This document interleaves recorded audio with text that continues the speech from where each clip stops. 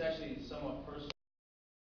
I was asked by of the city's paratransit passengers to represent their concerns and their interests at the Common Council meeting where this entire issue was discussed.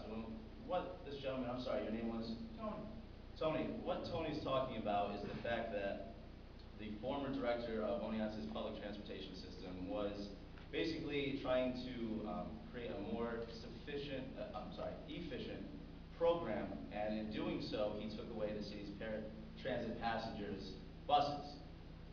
He moved them to separate locations. Normally, they drive directly to these people's homes, and this wasn't happening anymore. Now, this issue was brought up on behalf of the city's bus drivers, on behalf of the city's paratransit passengers, and I was asked, as all three mayoral candidates were asked, to attend the Common Council meeting and address this issue. Now, since the beginning of this election, I have felt very privileged to be able to stand up for the people that feel disenfranchised, whether it's members of the gay community or the city's paratransit passengers. It just speaks to me in the fact that they can't speak to their own city officials, that they're reaching out to somebody else for help. That's the problem. Another issue is that these concerns had been addressed to John Nader, our current mayor, but the information that they proceeded to deliver to John Nader wasn't delivered to the Common Council. So we have a breakdown of communication. We have basically gatekeepers not informing their team members on what's going on. Now, the actual issue itself.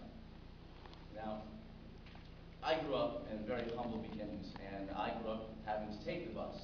Taking the bus with my single parent who had to take the bus in order to get to one of the 3 jobs that she had to do in order to provide substantial means of living for myself and her.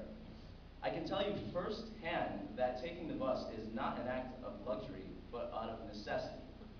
The fact that the city allowed an individual to continue his job after alienating specific individuals from our community, to me, is disgusting.